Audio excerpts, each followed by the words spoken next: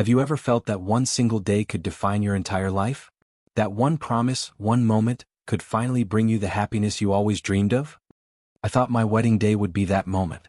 But little did I know, it wasn't the beginning of forever. It was the beginning of my greatest tragedy. My life felt like a dream come true, one of those fragile dreams you're terrified to wake up from. I was about to marry Julian, the man I had imagined for years as the father of my children, my safest place, my forever. The flowers, the music, the tiny details only we understood. Everything was carefully chosen. I looked at myself in the mirror, dressed in my white gown, and I saw my mother crying tears of joy. In her eyes, I had finally found true happiness. In mine, I believed it too. But destiny, cruel as it is, had already decided otherwise. From the very start, I knew I couldn't walk down the aisle without Laura, my best friend, my soul sister.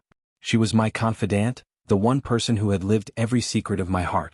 Choosing her as my maid of honor was the easiest decision of all. She smiled at me that morning with eyes full of tenderness. Or at least that's how it looked, because behind those sweet eyes, a secret was hiding. A secret that would shatter everything I believed in. We chose an intimate wedding far away from the chaos of the city, in a secluded estate in the Virginia hills.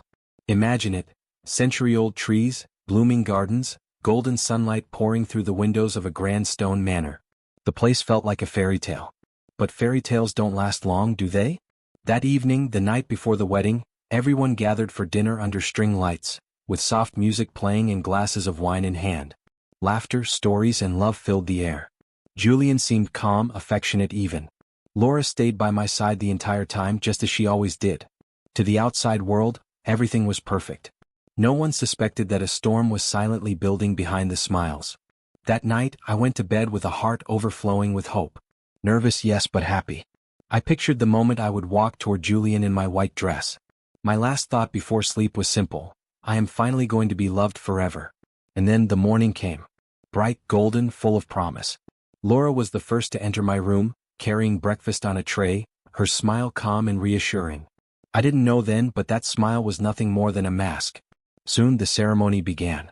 My father held my arm as we walked toward the garden, where rows of white petals covered the ground. The sound of violins floated in the air. Our loved ones watched with tearful eyes as I walked toward Julian, the man who had made me believe in love 1,000 times before. His eyes glistened, his smile wide. In that moment, I believed nothing could go wrong. "I do," I whispered, my voice trembling with joy. And when Julian said the same words, "I do," I thought my life had finally begun. But what I didn't know was this: those two words, spoken beneath the flowers and applause, weren't the beginning of a love story. They were the first step into heartbreak. After the applause, after the music faded and the stars filled the sky, I thought I had everything I ever wanted. The reception was just as we dreamed, intimate, elegant, filled with laughter and warm embraces. We dined under a blanket of stars while candlelight flickered across every face. My father stood, glass in hand, and gave a trembling toast. His voice cracked as he spoke of pride, of love, of watching me grow into the woman Julian had chosen. I looked at Julian then, expecting to see the spark that had always reassured me. But what I saw was different. His smile was there, yes, but it didn't reach his eyes. For a brief moment, his gaze drifted somewhere far, as though he was forcing himself to play the role of the groom. My heart gave a small crack that night, though I pushed it away. He must just be tired, I told myself. After all, weddings can be overwhelming. I decided to silence my doubts and hold on to joy. When the last song faded and the last candle burned low, Julian and I finally walked together toward the bridal suite. My hands trembled with anticipation. It was supposed to be the night that sealed our vows, the night when love would be written not just in words, but in every heartbeat. The suite was perfect, warm, glowing, decorated with flowers and candles. I closed the door gently, wanting to savor the moment. My heart raced with both nerves and excitement. This was our beginning. But Julian wasn't the same man I thought he would be. He placed his watch on the nightstand, kicked off his shoes without looking at me, and let out a sigh that wasn't relief, it was exhaustion. I moved toward him, ready to embrace him, to whisper that I was his forever. That's when he said it. "I'm tired." 2 simple words, flat and heavy. He didn't even meet my eyes. His voice was cold, detached, as though I weren't even there. I froze, unsure if he was joking, if maybe this was his nervousness taking shape. But his face was serious, distant, empty. Then, as though I were invisible, he unbuttoned his shirt, walked past the bed we had decorated with flowers, and slipped into the small twin bed in the corner of the room. He turned off the light without another word. Not even good night. Silence. That was the soundtrack of my wedding night. I sat on the edge of the big bed, tears blurring my vision. My heart pounded painfully against my ribs as I waited for him to turn around, to say something, anything. But nothing came, only the steady sound of his breathing. I lay down eventually, but sleep refused to come. The smell of fresh flowers filled the room, yet inside me, everything was withering. I tried not to sob too loudly, terrified of sounding pathetic. That night, the first night of my marriage, I was already alone. I must have drifted off for only half an hour when a sound woke me. A muffled noise. A groan. Soft, stifled, as though someone was desperately trying not to be heard. I turned. The twin bed where Julian should have been, was empty. Fear, confusion, disbelief, everything tangled in my chest as I slipped from the bed and placed my bare feet on the cold floor. The sound came again, low, urgent, from the hallway. The corridor was dark, lit only by a faint glow at the far end. My heart pounded louder with each step I took, my mind screaming excuses. Maybe it's the TV, maybe someone is sick, maybe anything but what I already know in my gut. Because deep inside my soul already understood. A truth too horrifying to accept. I moved closer, my hand trembling as I realized the sound was coming from a door I recognized all too well. Julian's mother's room. But she wasn't there that night. She had left hours ago, complaining of illness, saying she needed medicine. The room should have been empty. So why was Julian in there? The groans grew softer, broken by stifled laughter and the creak of a bed. My knees weakened. My chest burned. I leaned in, pressing my ear to the wooden door. And then I heard it, clear, undeniable. A woman's voice. Not just any voice. A voice I knew better than my own. Laura. My best friend. My maid of honor. My soul sister. Her whispers, her laughter, sounds I had heard 1,000 times in moments of friendship, now twisted into betrayal. And then, cutting through the darkness, came another voice. Julian's. My husband. The man who had vowed to love me only hours earlier. His deep, unmistakable voice, whispering Laura's name with an intimacy that sliced through my soul like a blade. I felt the ground vanish beneath me. The air turned to stone in my lungs. My entire world, carefully built with trust and love, shattered in that single moment. I don't know how long I stood there, frozen in front of that door. Every sound from inside was a dagger, every laugh an earthquake shaking the ground beneath me. I should have screamed. I should have run. But I did nothing. I just stayed there, silent, trembling, waiting. Waiting for them to open the door so I could see the truth with my own eyes, as if the words and groans weren't enough. Time became unbearable. Seconds felt like hours. My tears dried on my cheeks, replaced by something even stronger, rage. Finally, the door creaked open. Julian stepped out first, his shirt unbuttoned, his belt hanging loosely at his waist, his hair messy as though he had just woken from a dream. But it wasn't a dream. It was my nightmare. And then he saw me. He froze. His eyes widened, guilt etched across his face like a scar. He opened his mouth, but no words came. For the first time that day, Julian had nothing to say. Behind him, Laura appeared. Her hair was tangled, her makeup smeared, her dress wrinkled, and her shoes clutched in her hand. When her eyes met mine, she stopped cold. Her face drained of color. She didn't run. She didn't even try to lie. She just stood there as if she had seen a ghost. I didn't need explanations. Their silence was louder than any confession. But still, I asked, why? My voice cracked, torn between rage and heartbreak. My whole body trembled as I stood blocking their path, refusing to move. How could you? I whispered, louder now, my words sharp with agony. On my wedding night, how could you do this to me? Julian shifted uncomfortably, avoiding my eyes. And then, with a shaky voice, he tried. You're wrong, he said quickly. Nothing happened. I was just helping Laura pick up some things my mother left in the room. The excuse was pathetic, insulting. I laughed, a broken, bitter laugh that echoed through the hall. Helping her? My voice cracked. Do you really think I didn't hear you? Every whisper. Every groan. Every time you called her name. Do you think I'm blind? Do you think I'm deaf? Julian's face paled. His lips moved, searching for words that weren't there. Laura, meanwhile, stayed silent. She didn't try to deny it. She didn't beg. She only lowered her head as if ashamed, but not enough to stop what she had done. My hands shook, my heart pounded, my lungs burned, but my voice rose stronger than I thought possible. You lied to me, Julian. You promised me forever. You promised me love. And Laura, my throat tightened but I forced the words out. You were my sister. My family. And you stabbed me in the back. Julian dropped his shoulders then, the fight draining out of him. His eyes closed, his face heavy with guilt. And in a low, exhausted voice, he whispered, "Yes, it's true. No excuses. No apologies. Just an admission that broke what was left of me." Laura finally broke into tears. She covered her face with her hands, her body shaking as sobs escaped her. "I'm sorry," she cried over and over. "I didn't mean to hurt you. I don't know how this happened. I didn't mean." Her words cut through me like glass. Didn't mean to? For years she had been my closest friend. For years she had promised loyalty. And now here she was, clinging to apologies that meant nothing. I stared at her hollow. She was no longer my friend. She wasn't even a stranger. She was a traitor. Something inside me cracked, not with sadness but with fury. A dry, burning rage that left no tears behind. I looked at Julian one last time, my voice cold, final. "You took everything from me tonight. But you will not take my dignity." Without another word I turned away. Back in my room I gathered my things with shaking hands. My wedding gown still clung to my body, now stained with betrayal and heartbreak. My face burned with shame, my soul in pieces, but my back remained straight. And then, I walked out, down the stairs, through the garden, barefoot, through the cold fog of early morning. No one followed me. No one called my name. I just walked, away from them, away from the lies, away from the life I thought I had. The ground was cold, the air heavy, but I didn't stop. Because in that moment, leaving was the only strength I had left.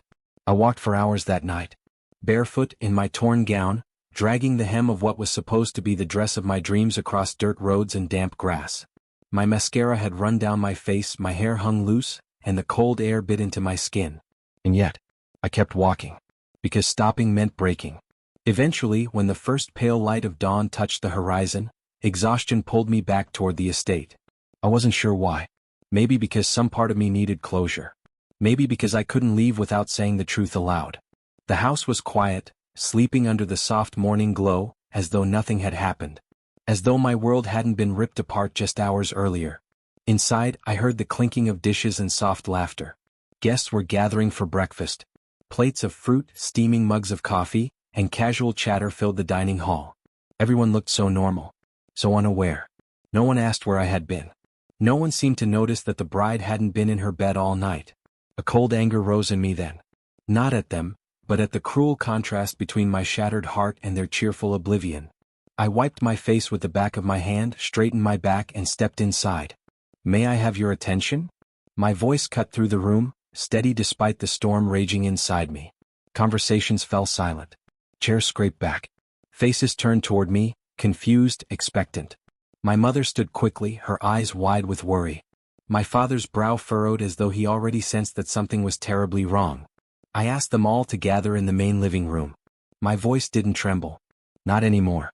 One by one they followed, parents, relatives, bridesmaids, groomsmen. Everyone except Julian and Laura. Their absence was a confession in itself. When the room was full, I stood before them, still in my torn dress, still trembling but no longer silent. "Thank you for being here," I began, my voice calm, almost too calm. "Yesterday should have been the happiest day of my life. But last night I discovered the truth." A hush spread across the room. My mother covered her mouth, her eyes already filling with tears. My father's jaw tightened as though bracing himself. I took a deep breath. Julian, the man I married just hours ago, betrayed me. And he did it with Laura, my maid of honor, my best friend.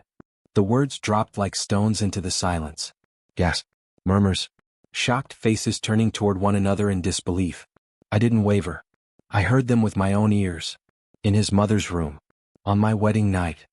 The room erupted, questions, whispers, the scraping of chairs. Some people stood, others froze, stunned into silence. My mother sobbed quietly. My in-laws lowered their heads, shame carved into their expressions. But no one denied it. No one said I was lying. Because they knew I wasn't. "I will not live a lie," I continued firmly. "This marriage is over before it even began.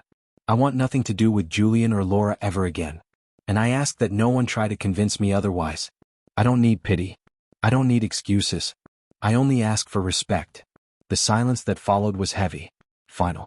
Then my father rose. He walked to me and wrapped his arms around me in a hug so strong, so steady, that for the first time since the night began I felt safe. No one clapped. No one cheered. But no one stopped me either. They simply let me walk away. Behind me, I heard my mother-in-law crying softly, her husband whispering empty words of comfort. My own mother stood frozen, her eyes red with helpless grief. But I didn't look back. Because in that moment I knew, I wasn't just leaving behind a husband and a best friend. I was leaving behind the version of myself who had believed in them. Disappointment lingered in the air like a bitter perfume, but I didn't breathe it in. I walked out with my head held high, my heart shattered yet my dignity intact. The white gown, once a symbol of hope, now carried dirt, tears, and betrayal. But it also carried me out of that house, out of that lie, and into the unknown. I left the estate that morning with nothing but my dignity. My gown was stained, my feet were raw, my heart was in ruins, but I was standing. And that mattered more than anything. When I finally reached home, I didn't wait for advice, for reflection, or for second chances. I called a lawyer and filed for divorce without hesitation. I refused to meet Julian again, not to talk, not to sign, not even to explain. He was no longer part of my story. In the weeks that followed, whispers began to spread. Julian and Laura had moved in together, as though their betrayal had been some kind of romantic destiny. They walked the streets hand in hand, pretending nothing had happened, pretending the wreckage of my heart was invisible. People said they looked happy. But happiness built on betrayal never lasts. It didn't take long before cracks appeared in their perfect picture. Neighbors began to complain of shouting, of broken dishes, of arguments that echoed through the thin apartment walls. Laura no longer smiled with the same careless charm she once carried. Julian spent hours outside, avoiding her, chasing distractions. What had begun as passion turned into poison, distrust, jealousy, and blame. And then one day Julian disappeared. He left Laura with nothing but a note and a lie, moving on to someone younger, someone new, someone unaware of the history he carried like a shadow. He hadn't been in love with Laura. He hadn't been in love with anyone. He was only in love with himself. Laura, once the girl who had shared every secret with me, was left with no one. No friends. No family. No support. My parents never spoke to her again. Her old friends turned their backs. She became a ghost of who she once was. And slowly, she tasted the same loneliness she had forced upon me. But me? I chose another path. Instead of drowning in grief, I poured myself into my work. I invested in myself, in my business, in my dreams. Every hour I spent building was a step away from the ruins of my past. At first, the sadness lingered. The nights felt long, the silence heavy.